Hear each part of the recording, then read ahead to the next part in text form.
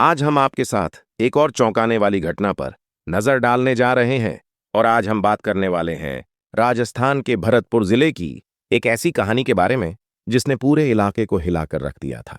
यह कहानी शुरू होती है भरतपुर के ही वजना नामक गांव से। यहीं पर रहता था करण सिंह, एक ट्रक ड्राइवर। पेशे से तो ठीक था, पैसे भी अच्छे कमाता था, लेकिन एक बड़ी कमी थी उसमें।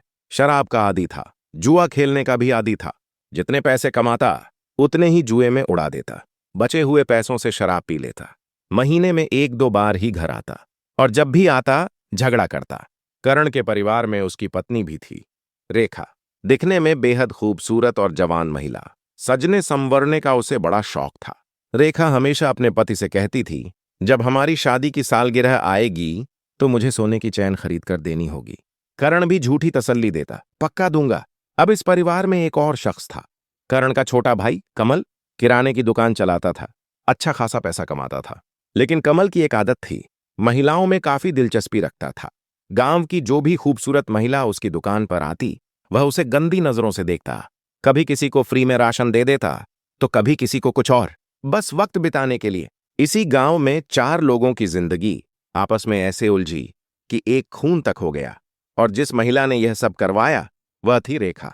शाम के 4 बजे रेखा ने अपने पति को फोन किया, आज तुम घर जल्दी आ जाना, आज हमारी शादी की सालगिरह है। करण ने कहा, फिक्र मत करो, मैं जल्दी आ रहा हूं। शाम 7 बजे करण गांव पहुंचा, रेखा से मिला, खुशी की बातें हुईं। लेकिन जैसे ही रेखा ने चैन की बात की, करण के चेहरे पर तनाव आ गया। फिलहाल पैसे नहीं हैं, बस इतने हैं कि घर चल सके, चैन नहीं खरीद सकता। रेखा को गुस्सा आ गया, तुम ट्रक चलाकर इतना कमाते हो, फिर पैसे कहां खर्च करते हो? जरूर किसी और औरत पर लुटाते हो। इतना सुनते ही करण ने रेखा पर थप्पड़ मार दिए। तभी घर पर कमल आ गया। कमल ने भाई को बाहर भेजा, भैया आप बाहर जाइए, मैं भाभी को समझाता हूं। लेकिन कमल ने समझाने की जगह कुछ और ही किया।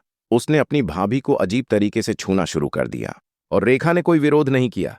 कमल ने कहा, भाभी अगर भैया नहीं दे सकते तो मैं आपको सोने की चैन दिला दूंगा। रेखा खुश हो गई। दोनों मोटरसाइकिल पर सवार होकर शहर चले गए। पहले होटल गए, फिर कपड़े खरीदे, फिर रेस्टोरेंट में खाना खाया और इसके बाद कमल और रेखा के बीच गलत रिश्ते कायम हुए। दोनों ने अपनी अपनी इच्छाओं को पूरा किया। फिर ज्वेलर की दुकान पर चले गए। यहां राजपाल सुनार मिला। रेखा ने एक भारी सोने की चैन पसंद की, कीमत 1 लाख। कमल के पैरों तले जमीन खिसक गई। उसके अकाउंट में सिर्फ 16,000 थे। रेखा नाराज हो गई। दोनों घर लौट आए। उस रात रेखा को नींद नहीं आई। वह सोचती रही, मुझे वह चैन कैसे मिलेगी? सुबह 8 बजे करण ने खाना खाया और ट्रक लेकर चला गया। कमल भी दुकान पर चला गया। रेखा अकेली थी। तभी घर पर दस्तक हुई। शांति देवी, पड़ोसन। शांति का चरित्र भी कुछ ठीक नहीं था। दोनों दोस्त थीं। शांति बोली, चल मुझे सोने की अंगूठी खरीदनी है। एक सुनार के पास चलती है, राजपाल के पास। रेखा और शांति राजपाल की दुकान पर पहुंची। जैसे ही राजपाल की नजर रेखा पर पड़ी, उसकी नीयत खराब हो गई। इतनी खूबसूरत महिला उसने कभी नहीं देखी थी। लेकिन रेखा इससे भी 4 कदम आगे थी।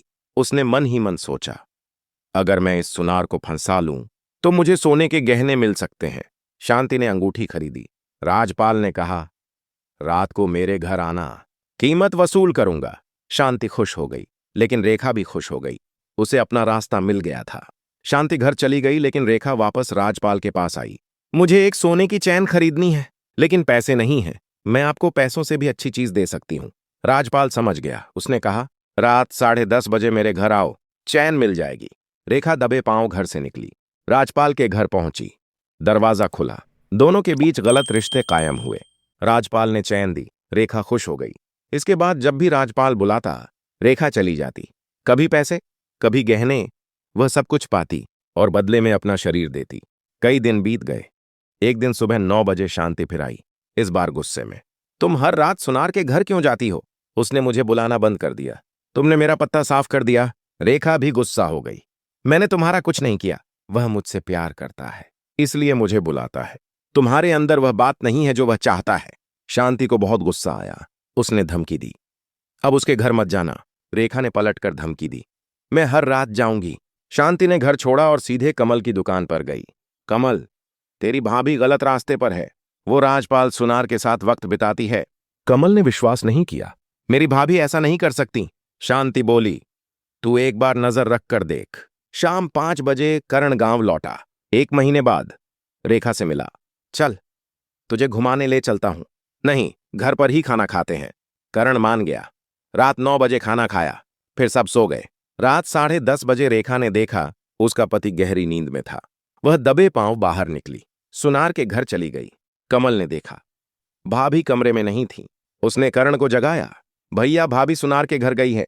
करण का खून खौल गया। दोनों भाई राजपाल के घर पहुंचे। दरवाजा तोड़ा। अंदर देखा तो करण सन्न रह गया। उसकी पत्नी रेखा राजपाल के साथ गलत स्थिति में थी और उसके साथ राजपाल के 4 दोस्त भी थे। राजपाल रेखा को अपने दोस्तों को भी परोसता था। करण और कमल ने राजपाल की जमकर पिटाई की। उसके दोस्त वहां से भाग निकले। फिर करण ने रेखा को घसीटकर घर लाया। तुम लोगों के साथ रात बिताने लगी हो? रेखा ने करण को जवाब दिया। तेरा भाई कौन सा दूध का धुला हुआ है? तेरा भाई भी मेरे साथ कई रातें बिता चुका है। करण ने कहा, मेरे भाई का इतना दोष नहीं जितना तुम्हारा है। तुमने ही उसे फंसाया। करण ने रेखा के हाथ पैर बांध दिए। फिर रसोई से लाल मिर्च का पाउडर लाया और फिर उसने वह लाल मिर्च रेखा के संवेदनशील हिस्सों में डाल दी। रेखा चीखने लगी, लेकिन करण ने कमरे का दरवाजा अंदर से बंद कर लिया था। वह इस काम को काफी देर तक करता रहा और कुछ ही देर बाद रेखा ने दम तोड़ दिया। करण ने दरवाजा खोला। 2 घंटे बाद वह खुद पुलिस स्टेशन गया और सरेंडर कर दिया। मेरी पत्नी गलत रास्ते पर थी। वह लोगों के साथ रात बिताती थी, इसलिए मैंने ऐसा किया। पुलिस ने शव कब्जे में लिया, पोस्टमार्टम के लिए भेजा। करण के खिलाफ चार्जशीट दायर कर दी गई। अब अदालत तय करेगी कि उसे क्या सजा मिलेगी। दोस्तों, इस पूरे घटनाक्रम में एक सवाल जरूर उठता है। करण ने अपनी पत्नी के साथ जो किया, क्या वह सही था? क्या कमल कोई कम दोषी है? क्या राजपाल सुनार बेकसूर है? और सबसे बड़ा सवाल, क्या रेखा ने जो किया, क्या उसकी मौत उचित थी? आपकी क्या राय है? कमेंट में जरूर बताएं। और हाँ, आप इस वीडियो को किस शहर से देख रहे हैं, यह भी जरूर लिखें। दोस्तों, हमारी इस कहानी को सुनाने का उद्देश्य किसी को दुखी करना या परेशान करना नहीं है, बल्कि आपको सतर्क और जागरूक करना है कि जीवन में सही और गलत का फर्क समझना जरूरी है। वरना एक छोटी सी गलती पूरी जिंदगी बर्बाद कर देती है। अगर आपको हमारी यह वीडियो पसंद आई हो तो कृपया लाइक करें, अपने दोस्तों के साथ शेयर करें। और अगर आपने अभी तक हमारे चैनल को सब्सक्राइब नहीं किया है तो अभी सब्सक्राइब कर लें। धन्यवाद।